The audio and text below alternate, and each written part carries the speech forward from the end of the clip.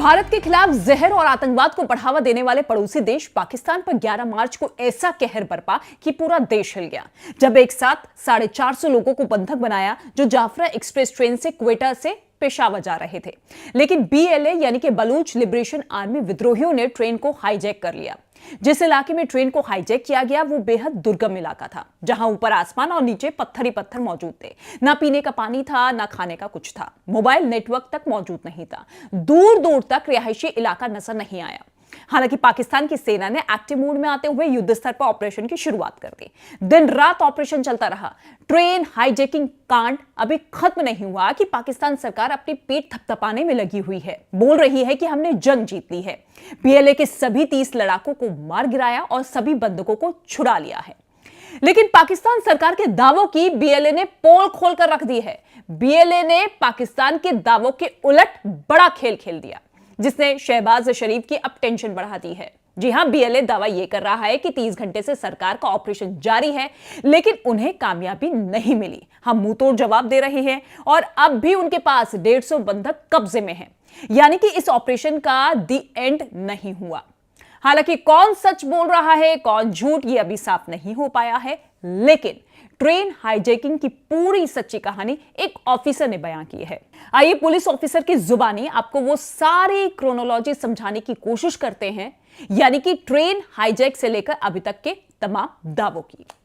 देखिए, एक media channel से बात करते हुए एक पुलिस ऑफिसर ने बताया कि हाईजैक का मंजर काफी भयावह था।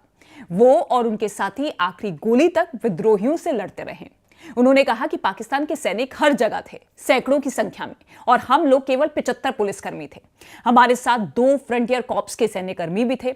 ऑफिसर के मुताबिक जब उन्होंने विद्रोहियों को ट्रेन की तरफ आते देखा तो उन्होंने फैसला लिया कि उनके पास जितनी भी गोलियां हैं सबको सही तरीके से इस्तेमाल किया जाए। टीम में एक एक करके गोलियां चलाई गई और विद्रोहियों को दूर रखने की कोशिश की गई। पुलिस वालों के पास जितना भी गोला बारूद था सबका इस्तेमाल किया गया। यह लड़ाई करीब 1.5 घंटे तक चलती रही, जिसमें दोनों तरफ से भारी गोलीबारी देखने को मिली। इधर पुलिस वालों की गोलियां खत्म हो गई थी तो उधर विद्रोहियों ने ट्रेन को कब्जे में ले लिया। पुलिस ऑफिसर के मुताबिक उनके पास सीमित संख्या में गोलियां थी जो खत्म हो गई, जिसे देखते हुए विद्रोहियों को ट्रेन पर कब्जा करने का मौका मिल गया। वो पहाड़ियों से उतर कर आए और उन्होंने ट्रेन को कब्जे में ले लिया। विद्रोहियों ने ट्रेन को हाईजैक करने के बाद सबसे पहले ट्रेन में सवार पुलिस वालों को कब्जे में लिया और फिर उन्होंने सभी यात्रियों को ट्रेन से उतार दिया। उन्होंने यात्रियों के पहचान पत्र की जांच की और फिर जाति के आधार पर उन्हें अलग अलग रखा गया। इसके साथ ही ऑफिसर ये बताते हैं कि इसके बाद विद्रोहियों ने धमकी दी कि अगर पाकिस्तान की सरकार उनकी मांगे नहीं मानती तो वो यात्रियों को मार डालेंगे और ट्रेन को जला देंगे। रात होते ही ज्यादातर हमलावर वहां से चले गए और 20 से 25 विद्रोहियों का समूह लोगों की सुरक्षा के लिए रुका। अंधेरे में कुछ बंधकों ने भागने की कोशिश की, लेकिन विद्रोहियों ने उन्हें गोलियों से भून दिया और भाग रहे लोग जमीन पर गिर पड़े। हाईजैक की अगली सुबह फ्रंटियर कॉर्प्स के अतिरिक्त बल घटनास्थल पर पहुंचे, जिससे विद्रोहियों का ध्यान उन पर गया।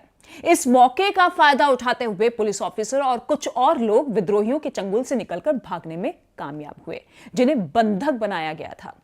हालांकि पाकिस्तान की सेना ने बलूच लड़ाकों को ढेर करके अपने लोगों को उनके चंगुल से आजाद कराने का दावा किया है, लेकिन बलूच लड़ाकों का यह कहना है कि 100 बंधक मार दिए गए और 154 बंधक अभी भी उनके कब्जे में हैं।